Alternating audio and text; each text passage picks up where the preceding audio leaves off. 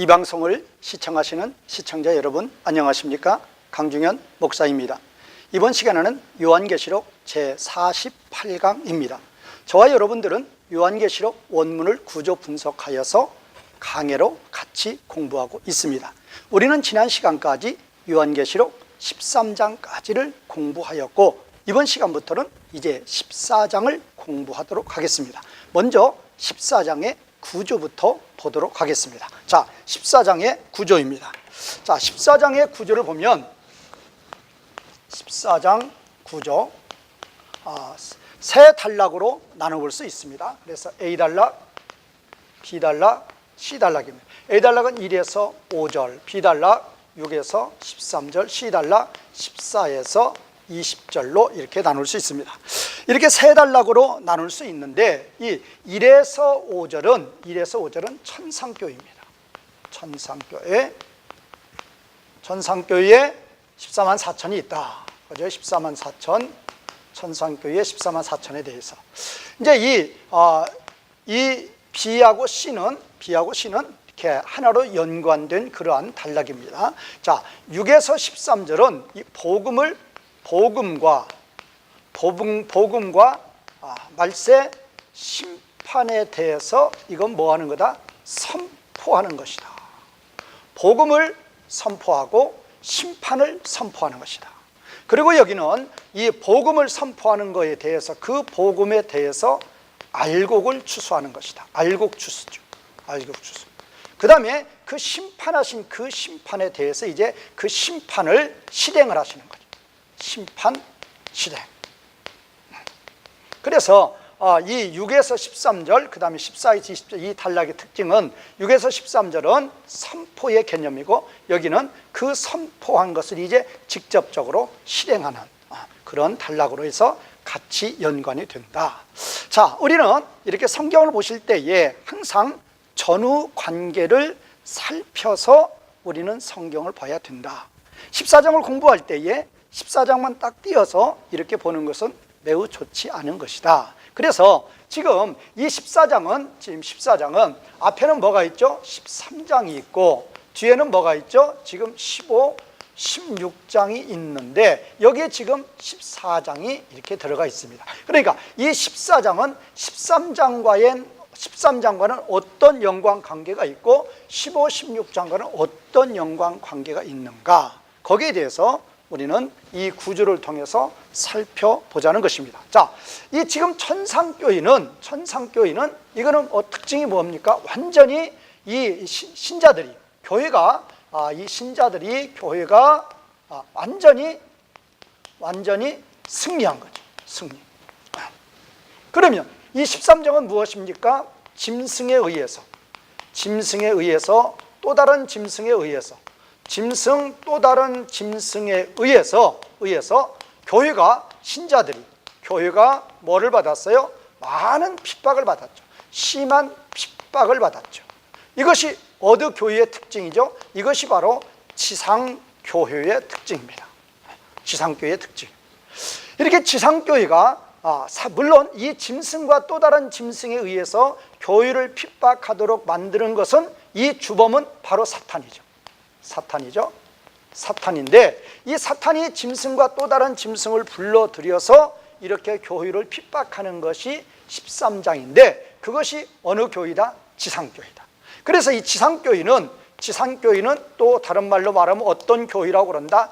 환난교회라고 그런다. 환난을 당하는 교회다. 이렇게 보기도 하고 이렇게 환난과 핍박과 환난을 당하면서 뭘로부터? 사탄으로부터 환난과 핍박을 당하면서 그 사탄과 싸우는 교회다. 그래서 어떤 교회라고 그럽니까? 전투교회다. 또 이렇게도 말하고 있다는 것입니다. 그러면 이 13장과 대조적으로 이 14장은 무엇입니까? 바로 천상교회입니다. 그러니까 이 13장과 대조적인 것이 바로 A단락이다 그 말입니다.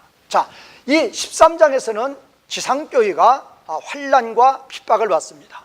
그런데 지금 이 천상교회는 무엇입니까? 환난에서 나온 것입니다.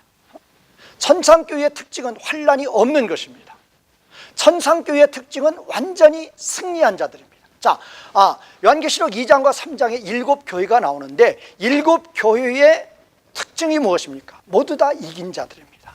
이기는 자들은 에베소 교회도 이기는 자, 서머나 교회도 이기는 자, 두아데라 교회, 버가모 교회 다 이기는 자죠. 자, 이 천상교회의 특징은 이기는 자예요. 완전히 승리한 자들이죠. 그래서 지금 그러면 이 사탄이 짐승과 또 다른 짐승을 통해서 뭐를 유혹했죠? 땅에 거하는 자들을 유혹을 해서 누구께 경배하게 했죠? 짐승에게 경배하게 했다. 짐승에게 경배한다 그 말은 사탄에게 경배하게 한 거죠. 그러면 이것도 또 대조적이죠. 천상교회는 이 완전한 하나님 백성들이 누구께만 경배합니까? 완전한 하나님 백성들, 하늘에 거하는 자들이 완전히 하나님께만 경배하는 거죠. 하나님께만 경배. 이것도 이 지금 13장하고는 완전히 대조를 지는 거죠. 13장에서 땅에 거하는 자들은 사탄이 짐승과 또 다른 짐승을 통해서 이 땅에 거하는 자들을 유혹을 해서 짐승을 경배하게 만들고 사탄을 경배하게 만들죠. 그런데 여기 지금 이 천상교회는 이제 이 사탄, 짐승 또 다른 짐승은 다 지옥에 던져지죠. 땅에 거하는 자들도 다 지옥에 던져지죠. 그러면 여기는 지금 이 천상교회는 하늘에 거하는 자들, 천사들, 피조물이 영원토록 하나님과 함께하면서 하나님만 찬송하고 경배하는 것이다. 완전히 13장과는 대조를 이루고 있다. 이렇게 보면 되겠습니다. 자, 그러면 이제 이 14장 지금 이 첫 번째 단락이 이 전 단락하고 이 관계는 어떤 관계가 있는가를 살펴본 것이고, 그러면 이 또 이 14장이 13장과는 이런 관계가 있었고, 이 14장이 15, 16장과는 어떤 관계가 있는가? 바로 이 지금 B단락, C단락이 바로 이 B단락, C단락은 바로 15장과 16장의 서론이라는 것입니다. 서론. 자, 16장이 뭐죠? 16장이 7 대접 심판입니다. 16장이 7 대접 심판인데 7 대접 심판의 서론이 15장이었죠. 그런데 이 지금 이 15, 16장은 이제 본격적으로 7 대접 심판에 대해서 말하고 있는데 그 이전의 서론이 바로 14장의 B단락과 C단락이라는 것입니다. 자, 그러면 지금 이 15, 16장은 무엇입니까? 7 대접 심판입니다. 7 대접 심판의 대상자는 누구입니까? 심판의 대상자는 세상나라, 그 다음에 짐승과 거짓 선지자, 또 사탄, 또 불신자. 이것이 바로 심판의 대상자들이죠. 세상나라, 짐승, 거짓 선지자, 사탄, 불신자들이 심판의 대상들인데, 그러면 이 짐승과 사탄의 유혹을 받아서 짐승과 거짓 선지자들이 사탄의 도구가 되어서 불신자들이 땅에 거하는 자들이죠. 이 땅에 거하는 자들을 사탄에게 경배하게 했죠. 하나님을 대적하게 했죠. 그들에 대한 심판입니다. 그러면 이 그들에 대한 심판을 지금 15, 16장에서 이야기하고 있는데, 이 15, 16장에 대한 서론이 바로 B단락과 C단락이다. 그러면 B단락과 C단락에서는 뭐냐? 지금 B단락에서는 복음을 선포하고 심판을 선포하는 거예요. 예고하는 거죠. 경고하는 거죠. 그래도 이들이 듣지 않는 거죠. 아무리 복음을 전해도 이들은 듣지 않습니다. 아무리 심판으로 경고해도 듣지 않습니다. 그 듣지 않는 자들을 이제 완전히 심판하신다는 것입니다. 그러면 복음을 듣고 믿었던 자들은 다 알곡으로 추수를 하는 것이고, 끝까지 복음을 거부했던 자들은 완전히 심판한다는 것입니다. 그러니까 여기는 경고의 성격이고, 여기는 경고를 받아들이지 않은 자에 대한 완전한 심판의 성격입니다. 그러면 여기서 복음을 선포한다 해도 믿으라는 의미로 복음을 선포하는 게 아니라, 지금 이 땅에 거하는 자들, 13장의 짐승과 또 다른 짐승과 땅에 거하는 자들이 사탄에게 경배했죠. 그들을 말하는 거예요. 그들을. 이 짐승, 또 다른 짐승, 땅에 거하는 자들은 아무리 복음을 선포해도 그 복음을 받아들이지 않는 거예요. 그러니까 지금 이 B단락과 C단락의 성격은 뭐냐? 15장 16장의 7대접 심판에 대한 설응격이다. 그래서 이 B단락과 C단락은 심판이에요. 심판. 누구에 대한 심판인가? 사탄, 짐승, 또 다른 짐승이 거짓 선지자예요. 사탄, 짐승, 또 다른 짐승, 땅에 거하는 자. 그러면 이런 것들은 어디에 나온 거예요? 13장에 나왔죠. 그러면 이들에 대한 본격적인 심판은 어디 나오는 거예요? 15, 16장에 나오는 거죠. 그래서 이 14장이 13장과도 관련이 있고 15, 16장과도 관련이 있다. 이렇게 보면 되겠습니다. 자, 이제는 지금 14장의 구조를 A단락, B단락, C단락으로 보았는데 이제 A단락, B단락, C단락 중에서 오늘 공부할 것은 A단락입니다. 그래서 1에서 5절 구조를 보도록 하겠습니다. 1에서 5절 구조는 세 단락으로 나눌 수가 있습니다. 첫 번째는 1절, 그 다음에 2, 3절, 그 다음에 4, 5절로 나눌 수 있습니다. 자, 1절은 이제 천상교회죠. 천상교회. 천상교회고 얼마냐? 천상교회에 거하는 하나님 백성들이 얼마나? 14만 4천이다. 그거죠. 그 다음에 이제 2절, 3절은 이제 천상교회에 거하는 이 14만 4천이 새 노래로 하나님을 찬양한다. 자, 이 내용이 기록되어 있고, 지금 이제 이 4절, 5절에서는 그러면 이 천상교회에 거하는 이 14만 4천이 이 지상교회에 있을 때, 자, 천상교회에 거하는 모든 하나님 백성들은 다 지상교회를 통해서 천상교회로 가는 거죠. 지상교회에 거하면서 천상교회에 거했던 거죠. 자, 그러면 이 지상교회에 거할 때의 신자의 삶에 대해서 이제 네 가지로 말하고 있다. 그래서 이제 이렇게 A단락 1에서 5절에 대해서 지금 1절, 그 다음에 2, 3절, 4, 5절 이렇게 셋으로 나눌 수 있는데 1절은 천상교회, 2절은 새노래. 천상교회 거하는 14만 4천들이 새노래 하나님을 찬송한다. 그러면 4, 5절은 지상교회. 이 천상교회에 거했던 자들은 다 지상교회에 거했었죠. 지상교회에 거할 때 그들은 어떤 삶을 살았는가에 대해서 네 가지로 이야기를 하고 있다로 보면 되겠습니다. 자, 그러면 1절부터 우리 같이 보도록 하겠습니다. 자, 이제 사도 요한이 보았습니다. 보라. 자, 어린 양이 서 있고 그 어린 양과 함께 14만 4천이 서 있습니다. 그러면 그 어린 양이 어디에 서 있느냐? 시온산에 어린 양이 서 있고 그 어린 양과 함께 14만 4천이 시온산에 함께 서서 있습니다.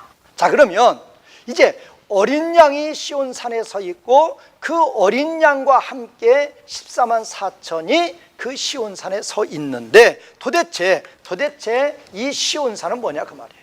시온산이 뭐냐? 이 시온산에 대해서 우리가 좀 더 알려 그러면 히브리서 12장 22절을 보면 됩니다.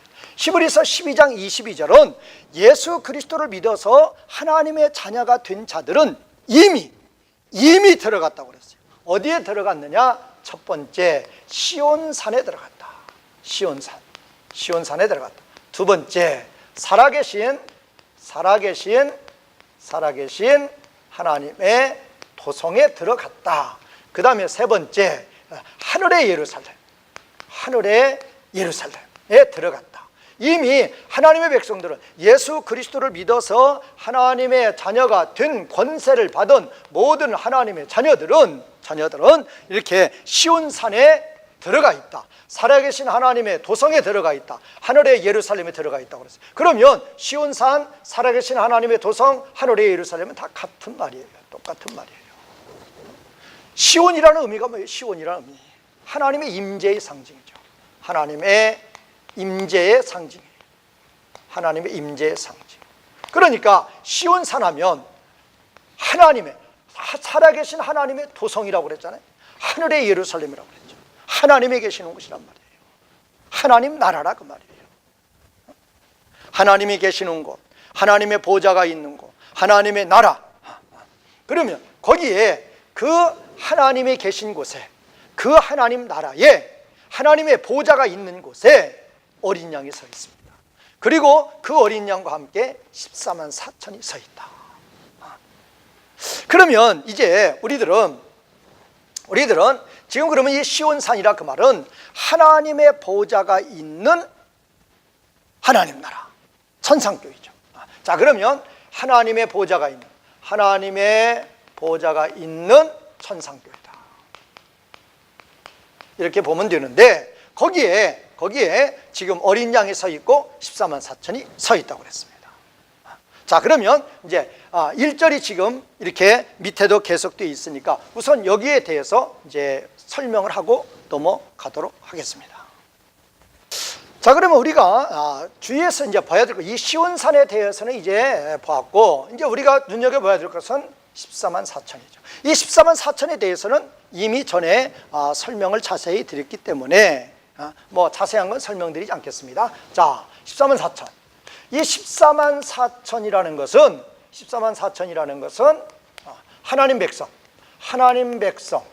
하나님 백성의 총수죠. 하나님 백성의 총수.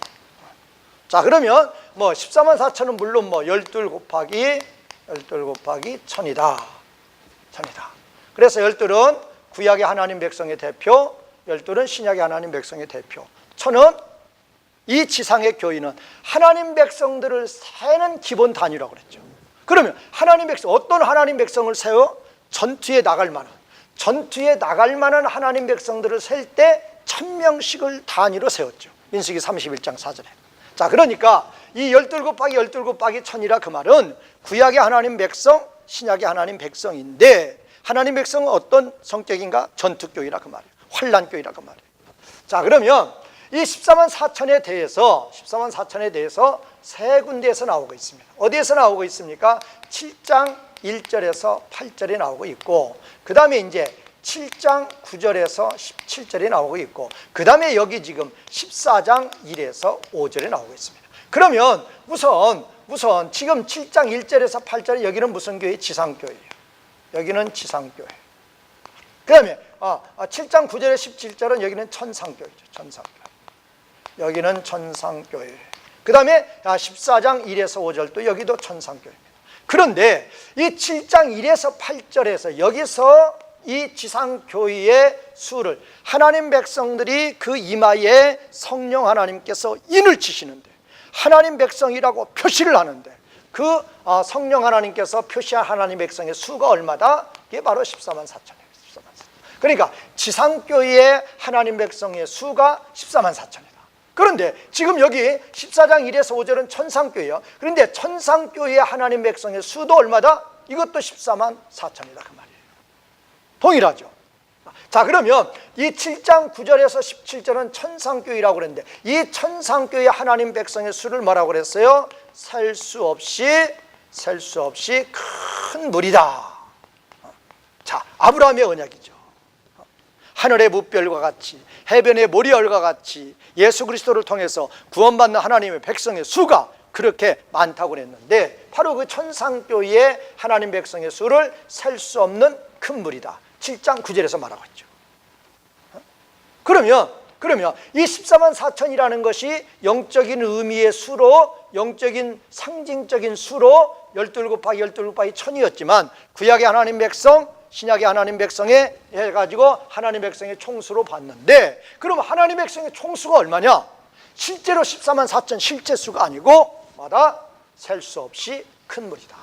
아브라함의 언약 때 말씀하신 하늘의 뭇별과 같고 바다의 모래와 같은 그런 하나님 백성의 수다. 그렇게 보면 되겠습니다. 자, 그러면 지금 이 지상교회하고 7장에서 이 지상교회하고 천상교회하고 어떤 차이점이 있었나요? 그게 중요한 거죠. 지상교회는 환난교회였죠.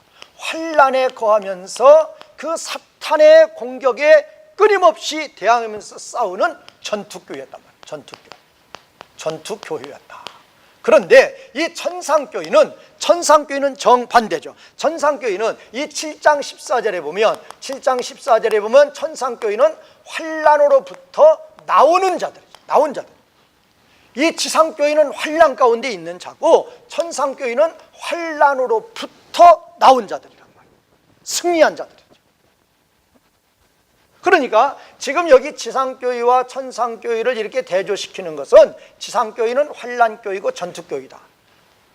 천상교회는 환난에서부터 나온 것이고 또 승리한 교회다. 승리한 교회다. 바로 그거죠. 그러면 이 14장 1에서 5절은 뭐하고 대조를 시키는가? 바로 14장 1에서 5절은 뭐하고 대조를 시켜요? 13장과 대조를 시키는 거죠. 자, 13장이 뭐라고 그랬어요? 짐승과 또 다른 짐승에 의해서, 짐승과 또 다른 짐승을 누가 움직여요? 사탄이 움직이죠. 사탄이 짐승과 또 다른 짐승을 도구로 삼아서 하나님의 백성, 하나님의 교회를 핍박하죠. 그래서 하나님의 백성, 하나님의 교회는 그 사탄의 무리들과 싸우는 거죠. 환난 가운데 있고 전투교회죠. 그것이 13장이죠. 13장. 그런데 14장은 뭐예요? 완전히 승리한 교회다. 천상교회. 완전히 승리한 교회. 그러니까 지금 7장 1에서 8절과 7장 9에 17절이 대조를 이루죠. 지상교회, 천상교회. 그러면 이 14장 1은 뭐하고 대조를 이룬다? 13장과 대조를 이룬다. 그래서 우리에게 분명한 건 무엇입니까? 우리가 비록 이 땅에 거할 때는, 예수님 오시기 전까지는 사탄이 활동하기 때문에, 우는 사자처럼 활동하기 때문에 하나님의 백성들이 믿음을 지키고 나아가면 반드시 환난 핍박을 받는다.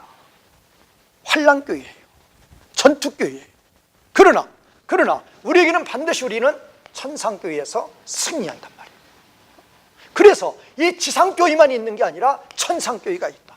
이렇게 환난 핍박만 13장에서 당하는 게 아니라 이렇게 완전히 승리해서 하나님께 찬송드릴, 영원히 찬송드릴 그날이 있음을 우리에게 가르쳐 주시고 소망을 갖게 하는 것이다 라고 볼 수 있다는 것입니다. 자, 이제 그러면 1절 후반절을 보도록 하겠습니다. 자, 그러면 지금 1절 전반절에서 뭐가 나왔죠? 14만 4천이 나왔죠. 14만 4천이 어린 양과 함께 서 있었다고 그랬는데 그 14만 4천은 뭐를 가지고 있는가? 14만 4천에 대해서 설명하는 거예요. 지금 이 에쿠사이는 지금 에코죠. 가지다죠. 가지고서, 그 말이 가지고서. 이 그들이 누군가? 14만 4천이에요. 14만 4천이 가지고 있다 그 말이에요. 뭐를 가지고 있느냐? 어린 양의 이름과 아버지의 이름을 가지고 있다. 이게 아주 중요한 거죠.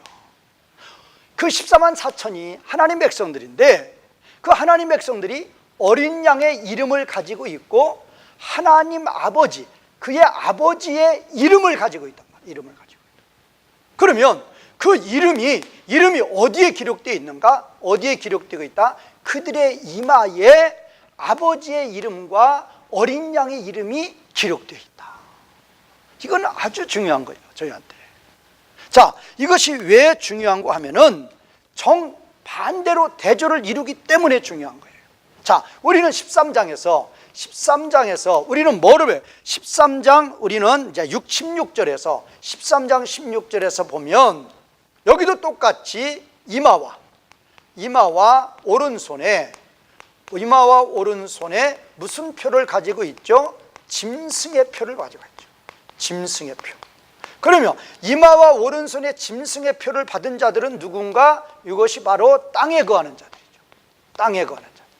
땅에 거하는 자들입니다. 이 땅에 거하는 자들은 이마와 오른손에 짐승의 표, 이 표라 그 말은 표시하는 거예요. 인치는 거예요. 그러니까 여기서 이 짐승의 표를 가지고 있다나, 이마와 오른손에 짐승의 표를 가지고 있다나, 그들의 오른손에 아버지의 이름과 어린 양의 이름을 가지고 있다나 같은 의미라 그 말이에요. 그러면 이들은 이 땅에 거하는 자들, 이거는 땅에 거하는 자들이면 이거는 어디에 거하는 자? 여기는 정반대죠. 이거는 하늘에 거하는 자들이다.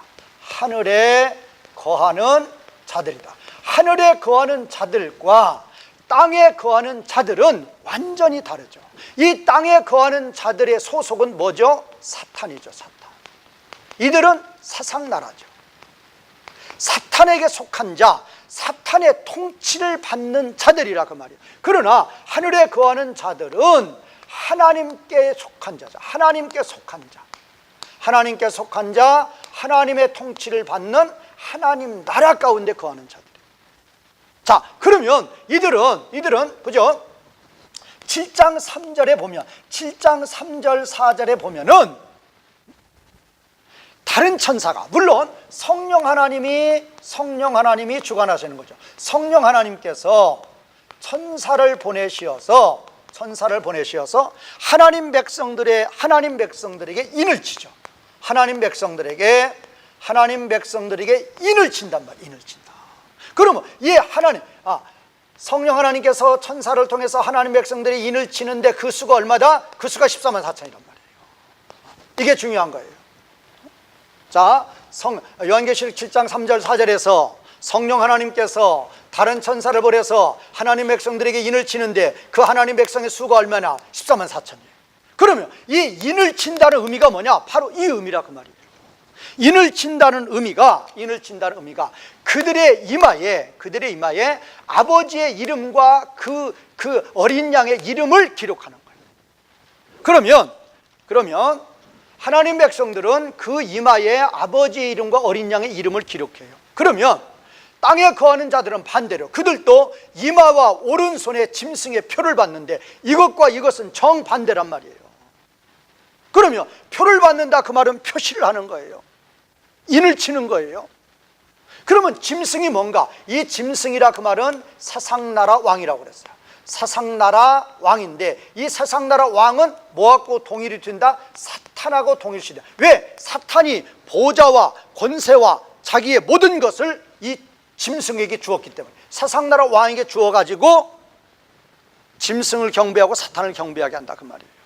그러니까 이 짐승의 표를 받는다 그 말은 사탄의 표를 받는 거예요. 사탄의 표를 받는다 그 말은 사탄의 통치를 받으며 사상나라 가운데 거한다 그 말이에요. 그러면 우리는 그들의 이마에 아버지의 이름과 어린 양의 이름이 가지고 있다 그 말은 하늘에 거하는 자들이 바로, 그럼 하늘에 거하는 자들이 성령 하나님이 천사를 통해서 하나님 백성들에게 인을 친 거예요. 인을 친 거예요. 어떻게 인을 쳤느냐? 그들의 이마에 아버지의 이름과 어린 양의 이름을 새긴 거예요. 새겼다는 게 무슨 의미예요? 믿게 하시는 거예요. 이마가 뭐예요? 이마가 사상이란 말이에요. 믿음이란 말이에요. 어린 양의 피를 믿게 하는 거예요. 우리 하나님 아버지를 믿게 하시는 거예요. 그런 인치는 작업을 바로 성령 하나님께서 천사를 통해서 행하셨다. 그 수가 바로 14만 4천이다. 어디에 거하는 자들? 하늘에 거하는 자들이다. 무엇과 정반대예요? 그 이마와 오른손에 짐승의 표를 받은 자들과 정반대다. 그러니까 이거를 쉽게 말하면 하늘에 거하는 자들은 예수님을 믿는다는 것이고 땅에 거하는 자들은 예수님을 믿지 않는다는 거예요. 예수님을 믿지 않는 것이 짐승의 표를 받은 거란 말이에요. 짐승의 표를 받았다 그 말은 사탄의 통치 아래에 있다 그 말이에요. 사상나라 가운데 거한다 그 말이에요. 짐승은 사탄이에요. 표를 받았다 그 말은 사탄의 것으로 인친 거라 그 말이에요. 우리는 하나님의 것으로 인을 친 거라. 그래서 지금 그러면 이 하늘에 거하는 자들, 성령 하나님께서 천사를 보내서 하나님 백성들에게 인을 쳤는데 그 수가 14만 4천이다.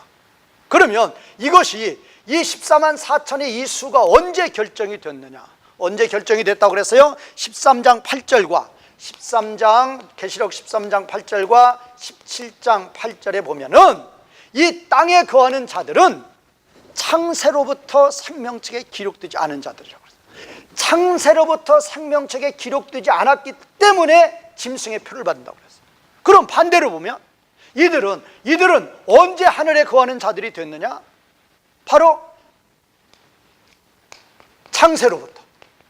창세로부터 하나님의 생명책에 기록된 자. 생명책에 기록된 자들에 한해서 성령 하나님께서 천사를 보내서 하나님 백성으로 이렇게 인을 치게 만든다. 그러니까 하나님의 생명책에 기록된 자들은 이렇게 그들의 이마에 아버지의 이름과 어린 양의 이름이 새겨질 것이고 인을 칠 것이고, 하나님의 생명책에 기록되지 않은 자들은 사탄의 표를 받는다. 짐승의 표를 받는다. 라는 것을 우리는 구별해야 된다는 것입니다. 자, 이제 2절과 3절은 이렇게 구원받은 14만 4천 하나님 백성들이 하나님의 보좌 앞에서 새노래로 영원토록 하나님을 찬송하는 거, 그것이 바로 2절 3절입니다 자, 2절부터 보겠습니다. 요한이 들었습니다. 뭘로부터? 하늘로부터 소리를 들었는데 그 소리는 많은 물소리와 같고 큰 우레 소리와 같았다. 많은 물소리 같고 큰 우레 소리와 같다는 이거는 이제 19장 6절에도 동일하게 나오는데, 이 19장 6절은 이것도 이제 19장 1에서 10절이 찬송시죠. 뭐에 대한 찬송시입니까? 바로 17장과 18장에서 하나님이 세상나라를 심판하죠. 이 세상나라를 심판한 거에 대한 찬송이 바로 19장 1에서 10절이죠. 그러니까 19장 6절은 바로 하나님께서 세상나라를 심판하신 것에 대한 찬양인데, 그 찬양 가운데서 많은 무리들의 음성, 그 다음에 많은 물소리, 큰 우레소리, 이게 바로 나오겠죠. 그러면 뭐가 그렇게 많은 물소리고 뭐가 그렇게 큰 우레소리냐? 이것이 바로 뭐냐? 14만 4천이 하나님 앞에 찬송하는 소리가, 그 소리가 많은 물소리 같고 큰 우레소리 같다, 그 말이에요. 우리는 이것에 주의해야 되는 거예요. 그러면 물론 14만 4천은 하나님 백성의 총수죠.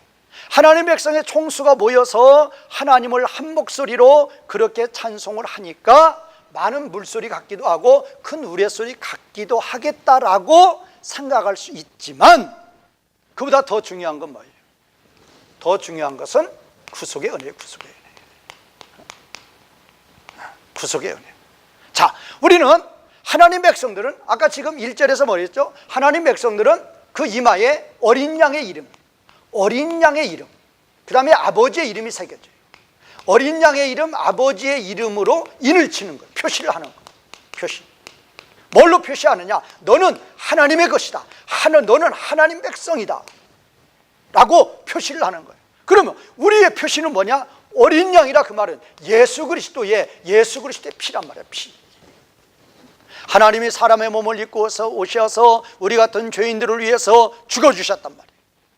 그러므로 그 피를 믿음으로 말미암아 우리는 하나님의 자녀가 되어서 이렇게 아버지 보좌 앞에서 찬송을 하고 있는 영원한 영광, 하나님의 영광 가운데 들어가서 영원히 그 영광을 누리고 있다, 그 말이에요. 그 은혜가 얼마나 큰 은혜냐, 그 말이에요. 그 은혜가 놀랍고도 놀라운 은혜이기에 그 은혜에 너무나도 감격해서 부르는 찬송이기 때문에 많은 물소리 같고 큰 우레소리 같다. 어떤 수에 있는 게 아니라, 이거는 어떠한 14만 4천의 어떤 수에 있는 게 아니라 14만 4천의 구속의 은혜에 감사하는, 그 감사하는 찬양의 질에 있다. 질. 너무나도 감사하여서, 감격하여서 하나님을 부르는 찬송이기에 그 소리는 많은 물소리 같고 큰 우레소리 같다. 물론 우리가 구원이 완성이 되어서 이제 하나님 보좌 앞에 가서 우리가 이렇게 찬송할 날이 있겠지만은, 우리가 이 땅에 거할 때에도 사도 바울처럼 구속의 은혜에 감사하여서 이렇게 찬양을 부르는 성도, 참 성도가 되는 것이고 하나님이 가장 기쁘시게 받으시는 찬양을 올리는 성도가 될 수 있다라고 보면 되겠습니다. 자, 사도 요한이 지금 2절 전반절에서 사도 요한의 소리를 들을 때 많은 물소리 같고 큰 우레소리 같았다라고 했는데, 자, 여기서 계속되죠. 자, 사도 요한이 들었던 그 소리는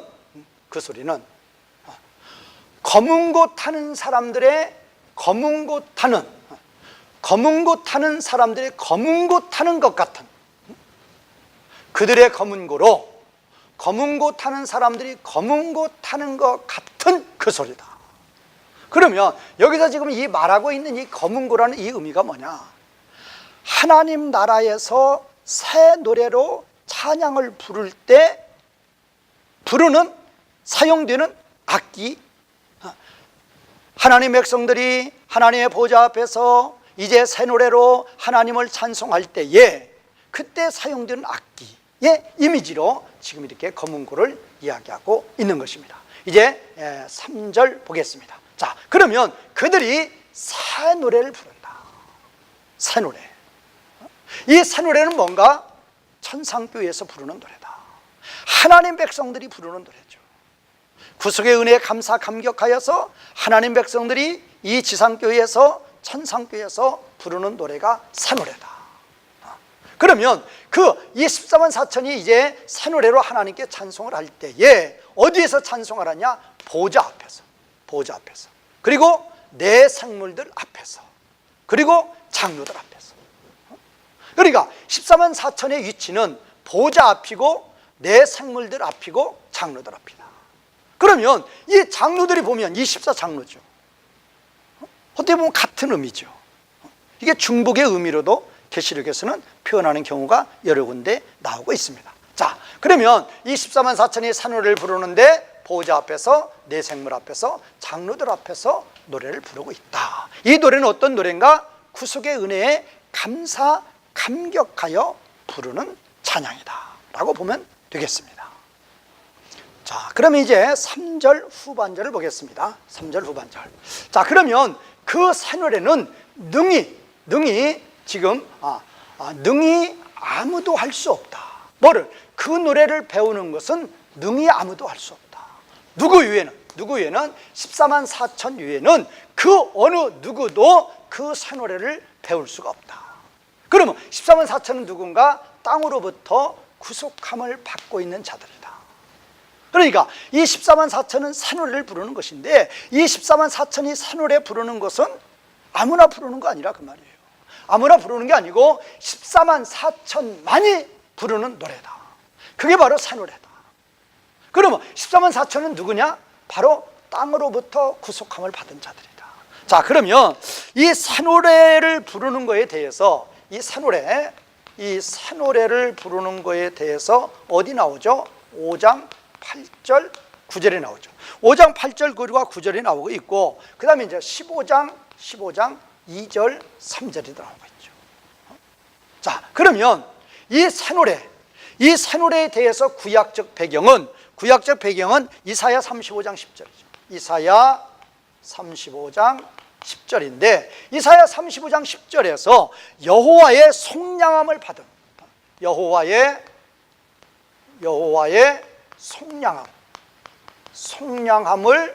속량함을 받은 자들의 찬송이다. 이렇게 나오고 있죠. 여호와의 속량함을 받은 자들의 찬송이다. 그러니까 바로 14만 4천이고 땅으로부터 구속을 받고 있는 자들의 찬송이 되는 거죠. 자, 그런데 우리가 여기서 이제 이렇게 좀 봐야 될 것은 땅으로부터 구속함을 받고 있는 14만 4천이 누구냐? 14만 4천에 대해서 지금 이야기를 할 때에, 14만 4천에 대해서 이야기를 할 때 땅으로부터 구속함을 받고 있는 자들이라고 그랬어요. 그러면 먼저 이제 이게 1번이고 이게 2번인데 1번과 2번은 같은 거죠. 1번이 14만 4천이니까. 그러면 14만 4천이 뭐예요? 하나님 백성의 총수예요. 하나님 백성의 총수다. 그러면 이 하나님 백성의 총수인데, 그 하나님 백성은 뭐냐? 땅으로부터 구속함을 받은 자들. 그러면 이게 지금 완료 시제고 신적 피동태입니다. 지금 이것이 그러면 지금 이 분사의 원형이 뭔가? 영어에서는 지금 리딤으로 번역을 했어요. 그런데 이게 조금 표현이 부족하기 때문에 제가 말씀을 드리는 거예요. 지금 이 원문에서 이 분사에 대한 원문의 동사의 원형이 뭔가? 아고라조죠.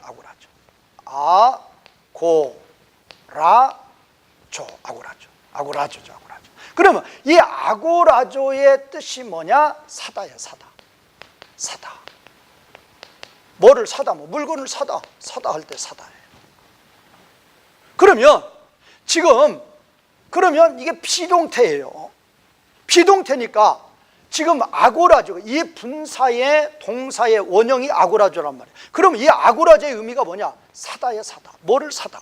그러면 이 아고라조, 요거의 이 동사에 대해서 나온 것이 5장 9절에 나와 있는 걸 보면 돼요. 계시록 5장 9절에 보면은 사람들을 피로 사서 하나님께 드린다. 사람들을 피로 사서 사서 하나님께 드린다. 이렇게 나올 때 피로 샀다 할 때 이 동사의 아고라죠.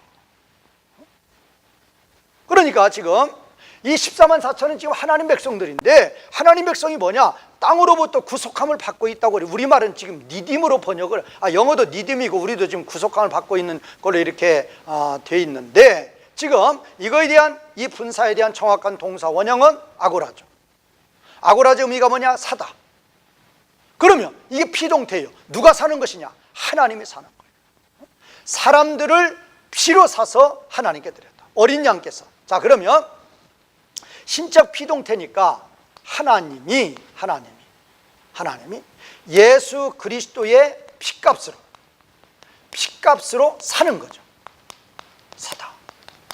그러면 어디로부터 사는가? 어디로부터? 땅으로부터 산다고. 그러면 이 땅의 의미가 뭔가? 땅은 세상이죠. 땅은 죄악이죠. 땅은 사망이죠. 땅은 사탄이죠.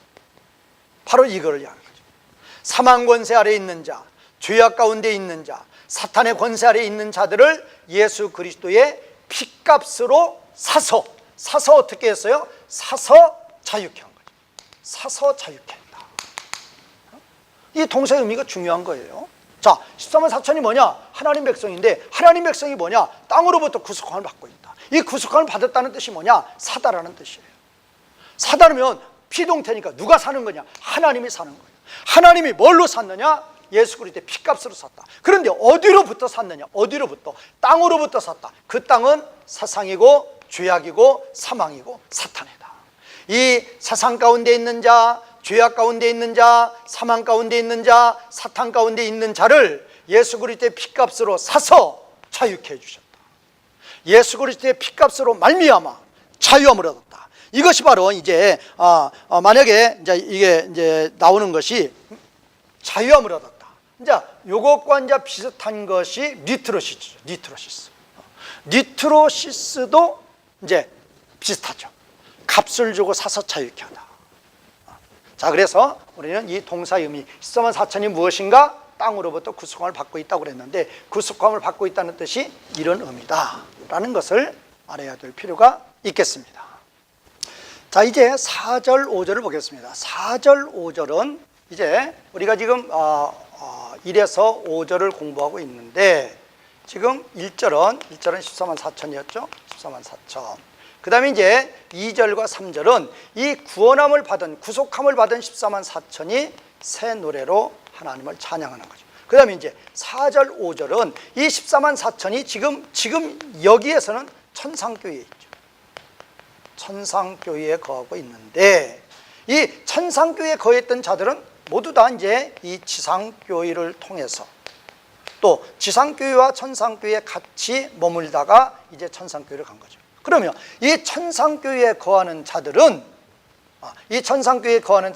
다 지상교회에 거했었는데, 이 지상교회에 거하는 자들의 믿음, 그러니까 천상교회는 지상교회를 통해서 가는 것이다. 자, 그러면 이 천상교회에 있는 자들이 이 지상교회에 있을 때에 어떤 믿음으로 신앙생활을 했는가? 어떤 믿음으로 신앙생활을 했는가에 대해서 이 4절과 5절에서 4가지로 이야기를 하고 있다. 그 첫 번째가 지금 여기 나오고 있어요. 자, 이 사람들이 뭐냐? 바로 14만 4천이죠. 땅으로부터 구속함을 받은 14만 4천이에요. 그 14만 4천들은 어떻게 신앙생활을 했는가? 그거에 대해서 4가지로 나왔다. 첫 번째, 그들은 여자들과 더불어 더럽혀지지 않았다. 왜냐하면 정절이 있는 자들이기 때문이다. 첫 번째, 자, 그러면 천상교회에 거하는 자들인데, 이 천상교회에 거하는 자들이 지상교회에 거했었단 말이에요. 이 지상교회에 거했을 때 어떤 신앙생활을 했는가? 4가지를 이야기하는 거예요. 첫 번째가 여자들과 더불어 더럽혀지지 않았고, 왜냐하면 정절이 있는 자이기 때문이다. 이게 아주 우리가 중요한 거죠, 이게.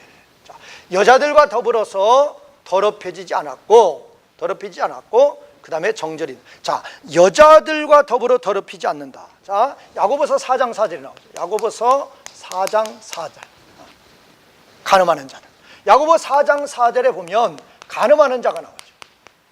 영적인 간음하는 자죠. 간음하는 자가 나오는데 이 어떤 자가 간음하는 자는가? 사상과 벗하는 자.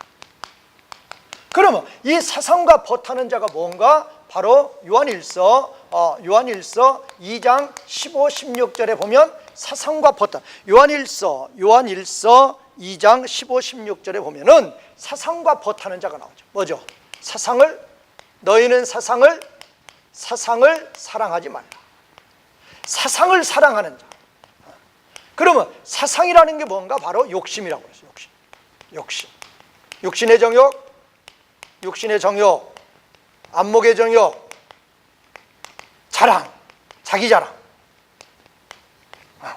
이런 것들, 이 욕심으로 살아가는 것. 왜? 사탄은 욕심을 가지고 우리를 죄짓게 하기 때문에. 욕심으로 살아간다 그 말은 사탄의 종으로 살아가는 거예요. 종으로. 그러면 지금 자 여기 여자가 나와요. 이 여자는 뭐냐? 여자는 17장 1절에 보면, 계시록 17장 1절에 보면 음녀가 나오죠. 음녀의 개념이에요. 지금 여자와 더불어 더럽히지 않았다. 이 여자와 짝하지 않았다 그 말이에요. 그럼 이 여자는 뭐 어떤 여자냐? 야고보 4장 4절에 나오는 간음하는 자. 간음하는 자, 사상과 벗하는 자예요. 사상과 벗하는 자가 간음하는 자인데, 사상이 뭐냐? 바로 욕심으로 살아가는 거예요. 욕심으로 살아가는 게 뭐냐? 사탄의 종으로 살아가는 거예요. 그러니까 여자와 더불어 더럽히지 않았다 그 말은 무슨 말이에요? 욕심으로 살지 않았다 그 말이에요. 사상과 벗하지 않았다 그 말이에요. 사탄의 종으로 살지 않았다 그 말이에요. 또 그 말은 무슨 말이에요? 죄짓지 않았다. 그러니까 죄짓지 않은 그 자체가 더러워지지 않은 거죠. 죄짓지 않은 그 자체가 바로 깨끗함이죠. 깨끗함. 어디 나오죠? 자, 더럽다, 깨끗하다 그 기준은 더럽다. 더럽다, 깨끗하다 그 기준은 의무가 아니고 더러움, 그 다음에 깨끗함.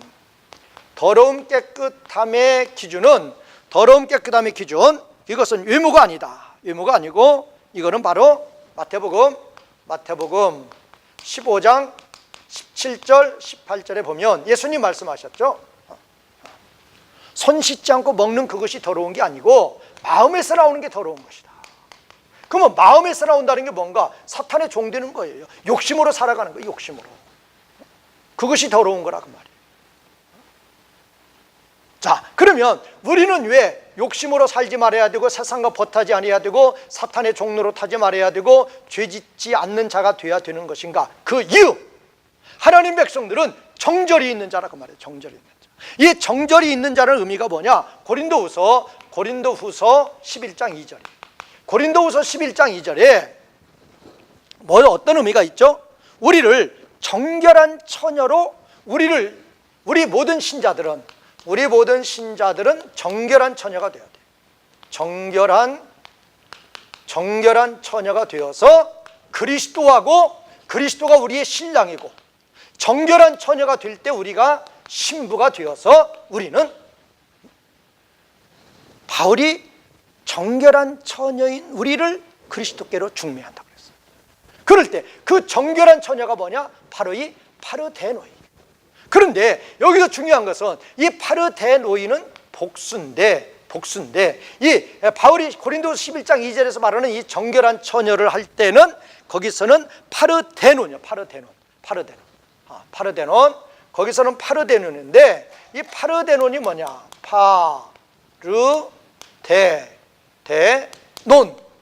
이 파르데논은 단수예요. 단수. 그러면 여기서는 복수인데 여기서는 왜 복수예요? 신자들 전체를 말하는 것이니까 복수죠. 그런데 여기서는 왜 단수를 쓰느냐? 우리 한 사람 한 사람을 강조하는 거예요. 우리 성도 한 사람 한 사람이 그리스도하고 중매가 되는 거예요. 어쨌든 여자와 더불어 더럽히지 않는 자가 정절이 있는 자예요. 그러면 여자와 더불어 더럽히지 않고 정절이 있는 자가 뭔가? 바로 이거라 그 말이에요. 간음하지 않는 자, 세상과 짝하지 않는 자. 세상과 짝하지 않는다는 게 무엇인가? 욕심으로 살지 않는 자, 세상과 벗하지 않는다, 사탄의 종이 되지 않는다, 죄 가운데 살지 않는 자. 이것이 바로 하나님 백성이고, 이것이 바로 우리가 지상 가운데 거할 때 환난 핍박과 더불어 싸우면서 전투하면서 거해야 될 하나님 백성들의 모습이다 라고 보면 되겠습니다.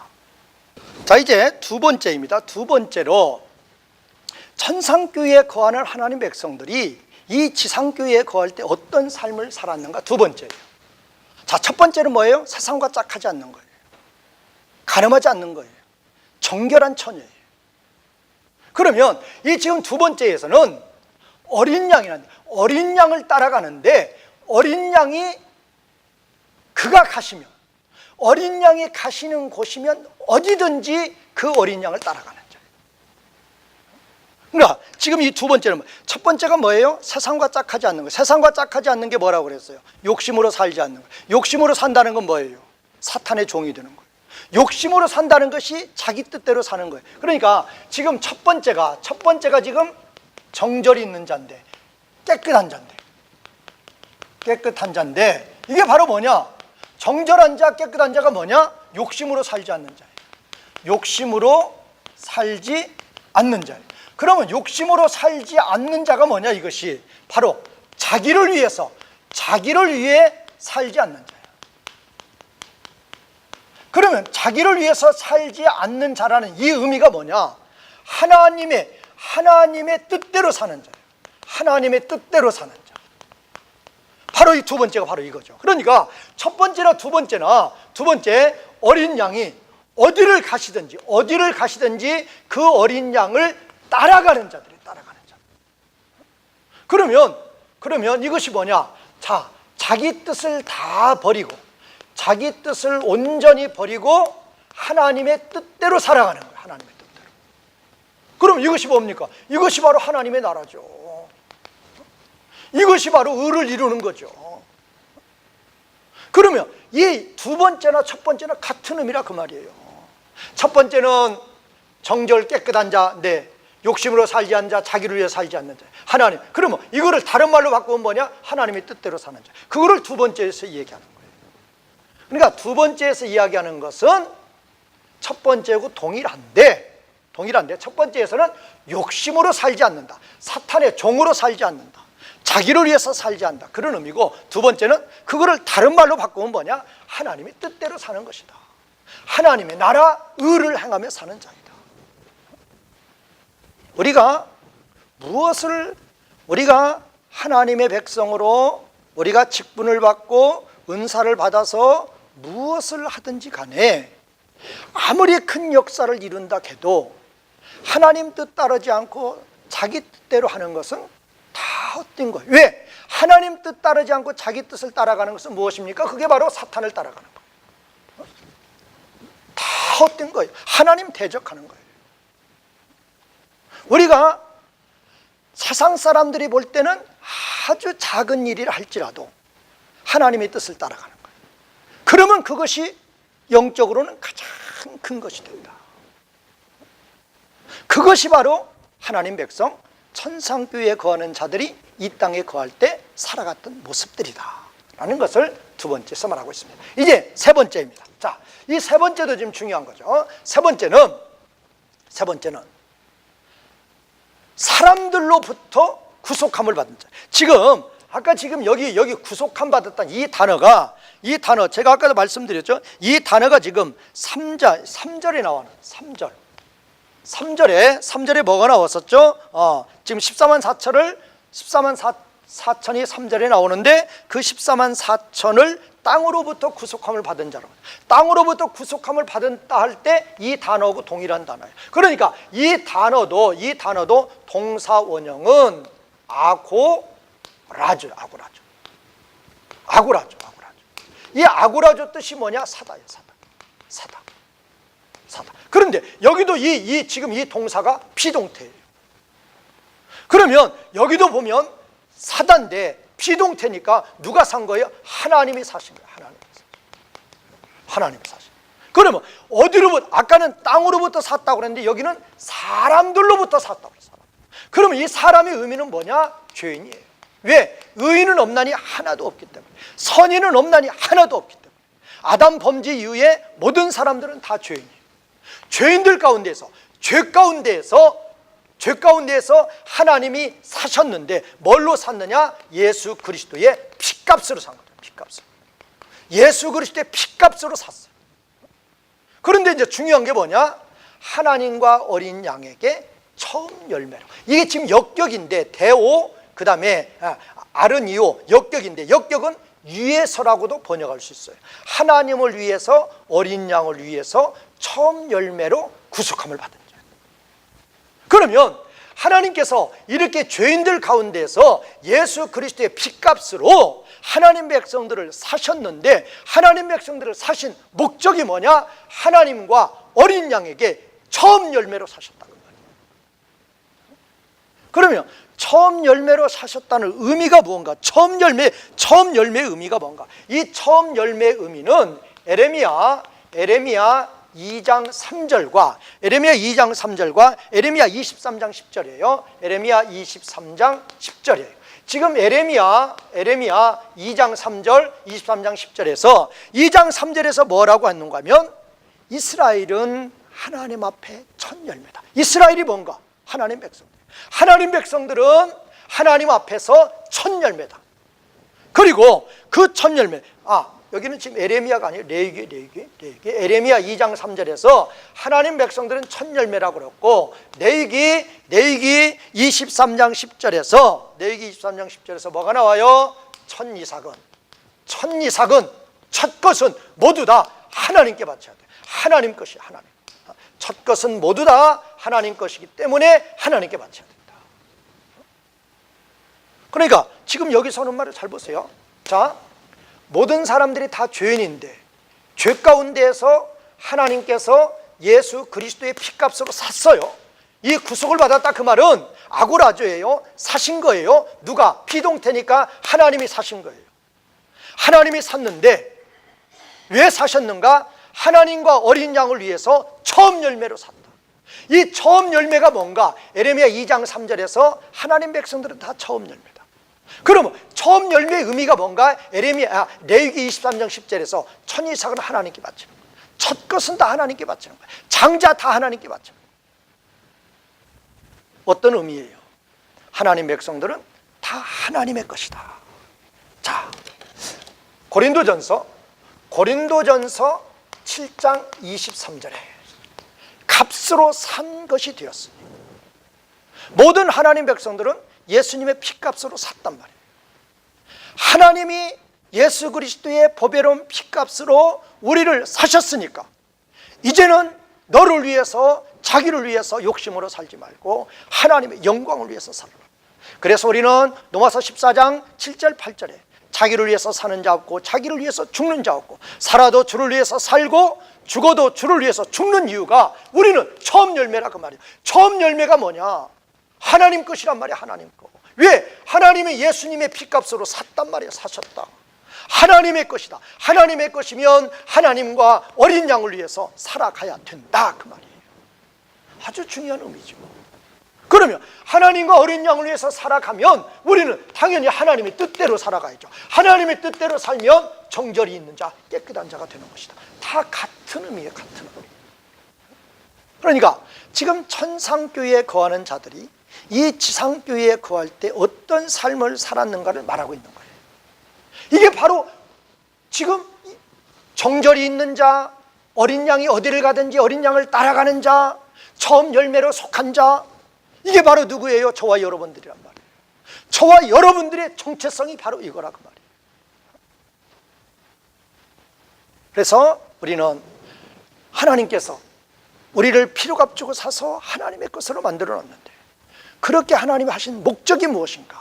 그 목적을 바로 깨닫고 그 목적에 쓰임받는 하나님의 자녀가 되자라는 것입니다. 이제 하나님 백성의 정체성 네 번째입니다. 하나님 백성의 정체성 네 번째는 그들의 입에 거짓말이 방견되지 않고 그들은 흠이 없는 자였다.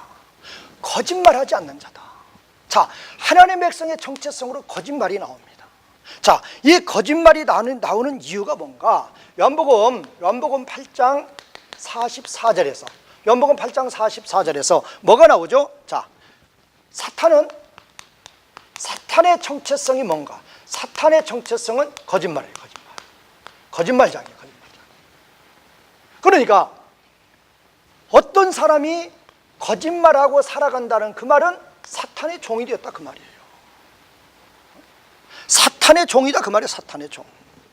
자, 우리는 지금 하나님 백성의 정체성으로 네 가지를 얘기했어요. 첫 번째는 뭔가? 첫 번째는 정절이 있는 자. 정절이 있는 자. 정절이 있는 자. 정절이 있는 자가 뭔가? 바로 세상과 짝하지 않는 자예요. 세상과 벗하지 않는 자. 세상과 벗하지 않는 자가 뭔가? 이게 바로 사탄의 종이 되지 않는 거예요. 사탄의 종로로 타지 않는, 종이 되지 않는 거예요. 그러면 사탄의 종이 되지 않는다 그 말은 거짓말하지 않는 자예요. 그 다음에 두 번째는 뭐라고 그랬어요? 두 번째는 하나님의 뜻대로 살아가는 거예요. 하나님의 뜻대로 사는 자. 하나님의 뜻대로 사는 자는 바로 하나님의 종이죠.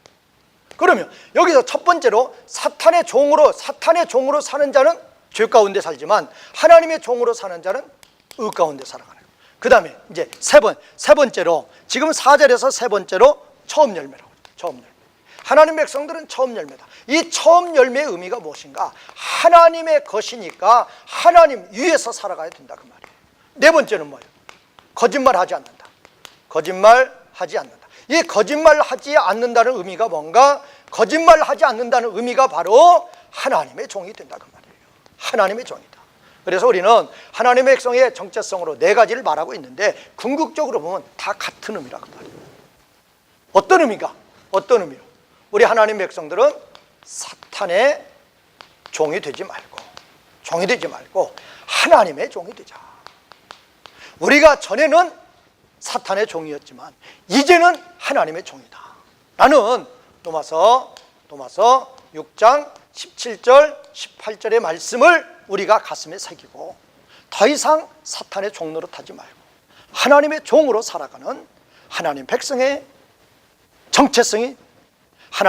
정체성으로 살아가서 하나님께 영광을 돌리시는 성도님들이 되시기를 주님의 이름으로 축원과 부탁을 드리겠습니다. 오늘 성경 공부 여기서 마치겠습니다. 이제까지 시청하여 주신 시청자 여러분 감사합니다.